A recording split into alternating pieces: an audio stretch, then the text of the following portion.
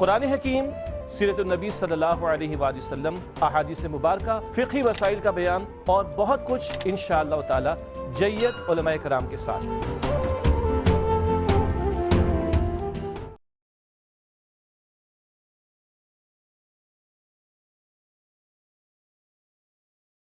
نحمدہ ونصلی ونسلم علی رسولہ الکریم،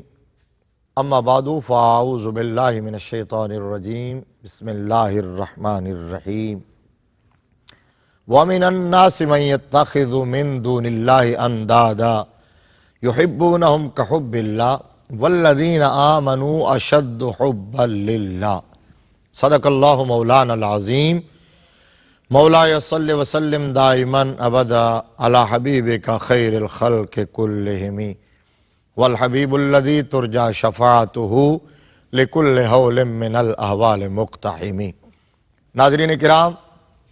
سلاسل تصوف کے تعارف کے ساتھ آپ کی خدمت میں حاضر ہیں۔ اللہ تبارک و تعالیٰ نے صحیفہ انقلاب میں ارشاد فرمایا، وَمِنَ النَّاسِ مَن يَتَّخِذُ مِن دُونِ اللَّهِ أَندَادًا۔ لوگوں میں سے کچھ ایسے ہیں،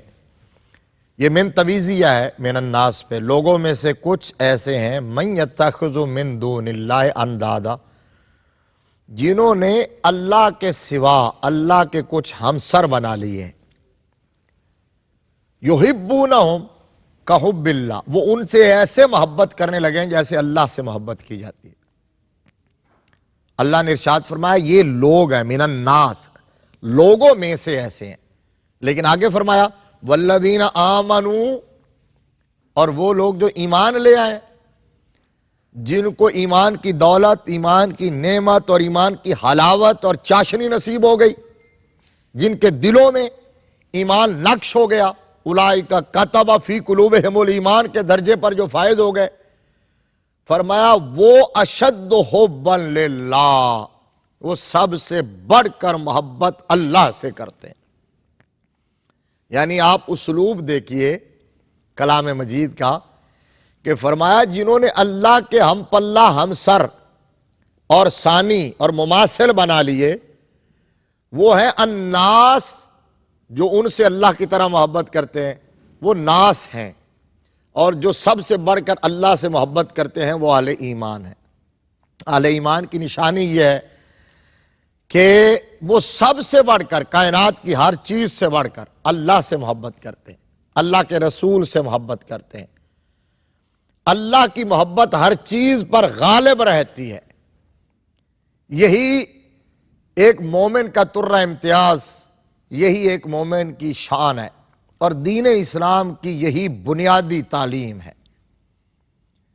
جتنے بھی صوفیاء کرام ہیں، اولیاء اعظام، پاکان امت، ان کی تمام تر زندگی کا محور و مرکز یہی رہا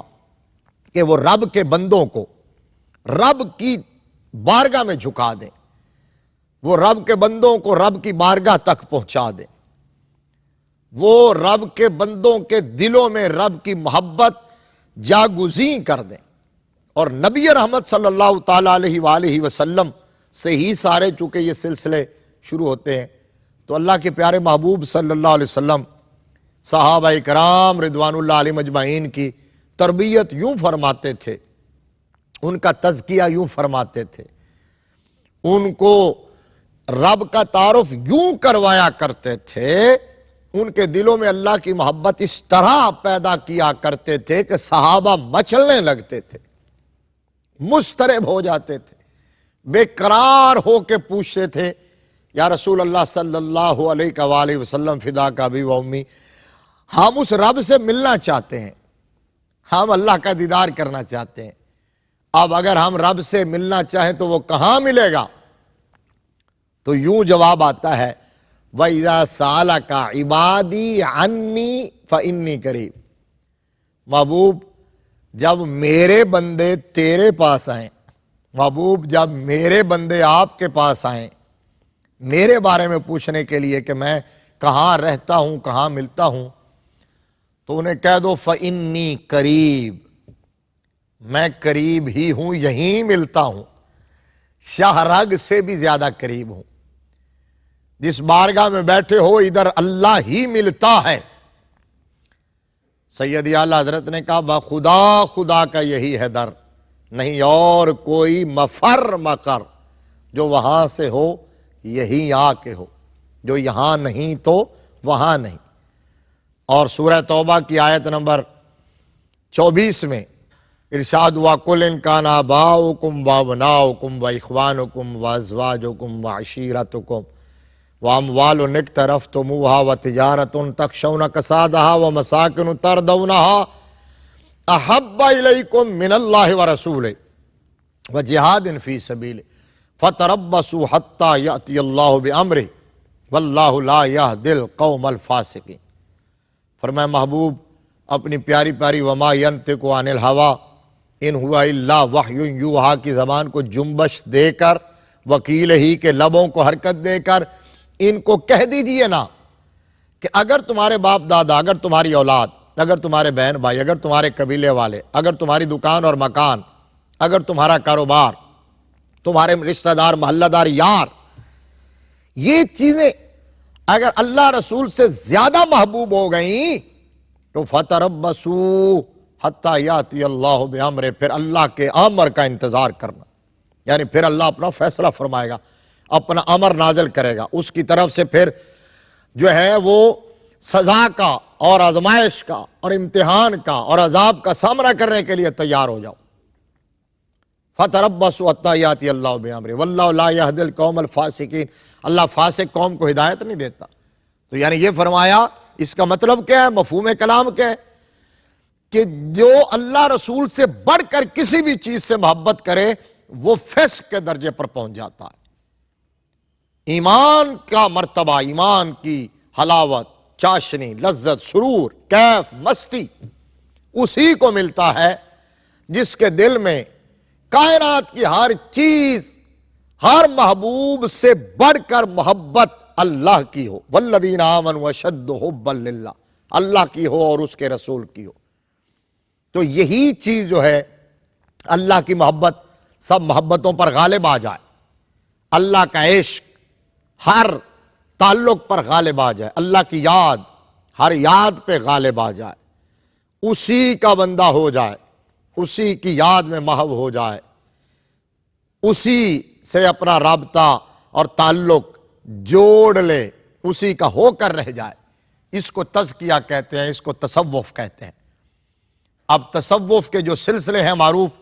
ان کے اندر ایک معروف سلسلہ عالیہ شاذلیہ ہے۔ سلسلہ عالیہ شاذلیہ کے بانی حضرت سید ابو الحسن علی بن عبداللہ شاذلی رحمہ اللہ ہے، یہ بانی ہے، اور آپ حسنی سید ہیں، حسنی سید ہیں۔ صرف 12 واسطوں سے آپ کا نسب نامہ، آپ کا سلسلہ نسب حضرت سیدنا امام حسن مجتبی علیہ السلام سے جا ملتا ہے۔ صرف 12 واسطوں سے آپ حسنی سید ہیں۔ آپ کی پیدائش 591 ہجری میں ہوئی اور آپ کی وفات 656 ہجری میں ہوئی۔ حضرت سید ابو الحسن علی بن عبداللہ شاذلی رحمہ اللہ کی اسکندریہ کے قریب غمارہ نامی ایک بستی میں آپ پیدا ہوئے، اور شاذلہ یہ جبل زعفران کے نزدیک، تیونس میں جبل زعفران کے نزدیک شاذلہ ایک جگہ ہے، اس وجہ سے آپ شاذلی کہلواتے ہیں۔ جو خاص بات ہے ناظرین، آج اس سلسلے کا سلاسل تصوف میں تعارف کے سلسلے میں اس سلسلے کا ذکر اس لیے کرنا میں نے مناسب سمجھا کہ جو سلسلہ شاذلیہ ہے اس کی تعلیمات کا جو ایک چارٹر ہے وہ بہت مربوط اور بہت منظم ہے اور بہت جامع ہے۔ اس نے احاطہ کر لیا ہے ان تمام چیزوں کا جو ایک بندہ مومن کو زندگی کے اندر ریکوائر ہوتی ہیں، اللہ کی معرفت، اللہ کی رضا حاصل کرنے کے لیے، اپنی نجات کے لیے، جنت کا حقدار بننے کے لیے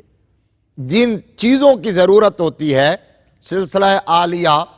شاذلیہ کے اندر ان تعلیمات اور ہدایات کا ایک منظم مربوط چارٹر پیش کیا گیا ہے، اور وہ 17 چیزیں ہیں جن پر فوکس کیا جاتا ہے سلسلہ شاذلیہ کے اندر۔ ان میں نمبر 1 اخلاص ہے۔ اخلاص، اخلاص، الا للہ الدین الخالص،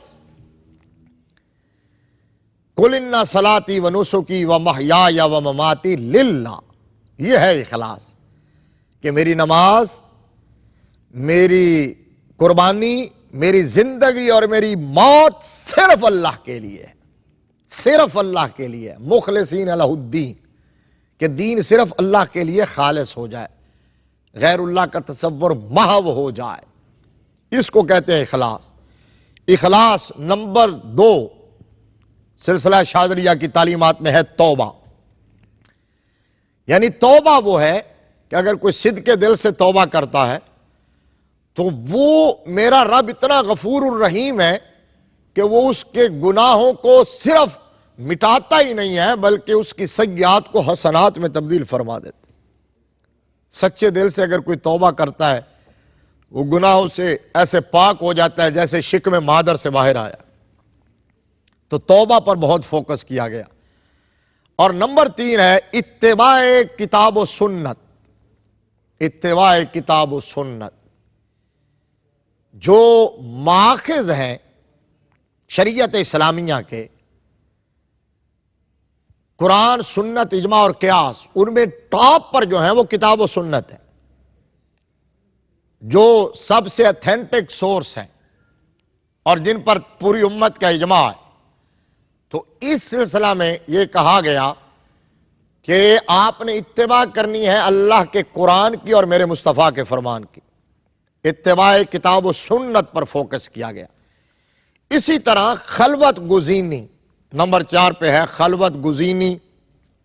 خلوت اختیار کرو، تنہائی اختیار کرو، مخلوق سے کٹ کے خالق سے جڑ جاؤ، اور وہاں بیٹھ کر غیر اللہ کا تصور محو کر کے جب صرف اسی کا ہو کر اسی کی طرف توجہ کر کے اسی سے مانگیں گے تو پھر اللہ کی رحمت بندے کو اپنی آغوش میں ایسے لے لیتی ہے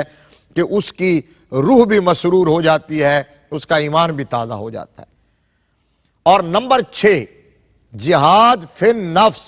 جہاد بن نفس، جہاد بن نفس اور جہاد بدشمنان اسلام۔ یہ بڑی خاص بات ہے، میں رکا اسی لیے ہوں اس پر کہ بعض لوگوں نے یہ پروپیگنڈا کیا کہ یہ جو صوفی ہیں، یہ جو صاحبان طریقت ہیں، یہ جو سجادہ نشین ہیں، یہ جو گدری پوش ہیں، یہ صرف ایک ہی بات کرتے ہیں، یہ کہتے ہیں کہ نفس کے خلاف، نفس امارہ کے خلاف جہاد کریں اور اللہ اللہ کریں اور خانقاہوں میں رہیں اور اپنا مراقبہ کریں، مجاہدہ کریں۔ لیکن جو جہاد ہے، جو نبی رحمت صلی اللہ تعالیٰ علیہ وآلہ وسلم نے فرمایا الجہاد ماض الی یوم القیامہ، جہاد قیامت تک جاری رہے گا اور اسلام کا رکن ہے۔ اور نبی رحمت نے فرمایا جب تک میری امت جہاد کرتی رہے گی وہ سر بلند اور سرخ رو رہے گی۔ اور اللہ نے فرمایا وَمَا لَكُمْ لَا تُقَاتِلُونَ فِي سَبِيلِ اللَّهِ وَالْمُسْتَضْعَفِينَ مِنَ الرِّجَالِ وَالنِّسَاءِ وَالْوِلْدَانِ الَّذِينَ يَقُولُونَ رَبَّنَا أَخْرِجْ لَنَا مِنْ هَذِهِ الْقَرْيَةِ الظَّالِمِ أَهْلُهَا وَاجْعَل لَّنَا مِن لَّدُنكَ وَلِيًّا وَاجْعَل لَّنَا مِن لَّدُنكَ نَصِيرًا۔ فرمایا تم کیوں نہیں راہ خدا میں جہاد کرتے، حالانکہ کمزور مرد، عورتیں اور بچے تمہیں پکار رہے ہیں، تمہارے منتظر ہیں۔ اور جاہدو فی اللہ حق کا جہاد ہے، فرمایا راہ خدا میں جہاد کرو جیسے جہاد کرنے کا حق ہے۔ تو اب کچھ لوگوں نے یہ پروپیگنڈا کر دیا کہ یہ صاحبان طریقت اس جہاد پر عمل پیرا نہیں ہوتے یا اس کی ترغیب نہیں دیتے یا اس میں شریک نہیں ہوتے۔ نہیں، ایسے یہ دیکھیے کہ سلسلہ شاذلیہ ہو یا دیگر سلاسل ہو، جہاں ان کے اندر جہاد بن نفس کی بات ہے وہیں دشمنان اسلام کے خلاف جہاد کی بات ہے۔ اور جب ضرورت پڑتی ہے تو صوفی وہی کردار دہراتا ہے جو نبی کے صحابہ کا تعارف ہوا کرتا تھا کہ وہ رات کے راہب تھے، دن کے مجاہد تھے۔ پھر صوفی بھی خانقاہوں سے نکل کر آتا ہے میدان میں اور رسم شبیری ادا کرتا ہے۔ تو میں بریفلی اختصار کے ساتھ ذکر کر دیتا ہوں، کیونکہ ہر ایک جز پر تفصیل سے بات کرنے کا وقت نہیں ہے۔ نمبر 1 اخلاص، نمبر 2 توبہ، نمبر 3 نیت، اور نمبر 4 اتباع کتاب و سنت، نمبر 5 خلوت، نمبر 6 جہاد بن نفس اور دشمنان اسلام کے خلاف جہاد، نمبر 7 تربیت نفس، اور نمبر 8 دنیا سے بے رغبتی، نمبر 9 عبودیت یعنی اپنے آپ کو غلام اور بندہ سمجھنا، اور نمبر 10 طاعات اطاعت میں لگے رہنا، اور نمبر 11 علم الیقین، اور نمبر 12 ذکر، نمبر 13 ورع تقوی، اور نمبر 14 زہد دنیا سے بے رغبتی، نمبر 15 توکل علی اللہ فقط اللہ پر بھروسہ،